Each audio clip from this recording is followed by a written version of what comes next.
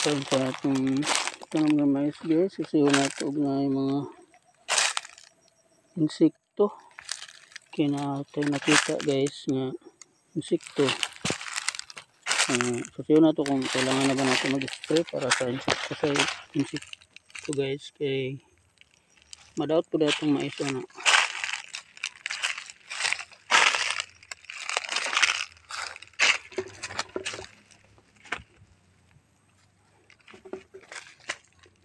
Diri man na sila gasulod guys.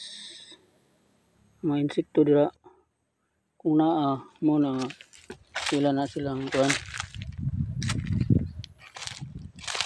Diri wala pa. So guys kay na ako nakita nga kuan insekto. Lisod og managhan. Tapos di tayo mag-prevent daan.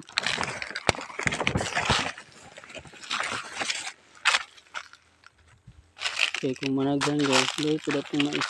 Nagyabunuhan na rin ba na ito? Karaan guys, so. Yan, nagsugod na guys. Siguro mayroon na. Kasi nanadiha sa ko ng uod. So, kailangan natin titignan. Kung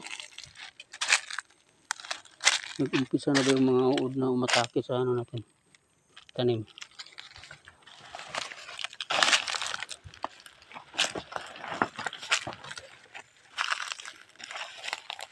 So ito guys, pag nagputi-puti na yung mais natin guys, yun na yan, inaatake na yan ng insekto.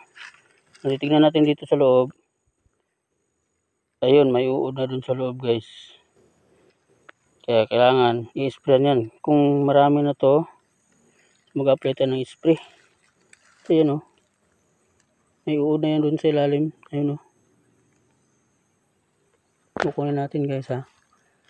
Sila yung sumisira sa tanim natin guys. Ayan, nandyan siya Yan. Diba? Yun yung atake sa tanim natin. So masisira yung mais natin guys. So nakuha naman natin, patayin na natin. Hindi na siya makapansala dito sa mais. Kung marami, mag-i-spray tayo.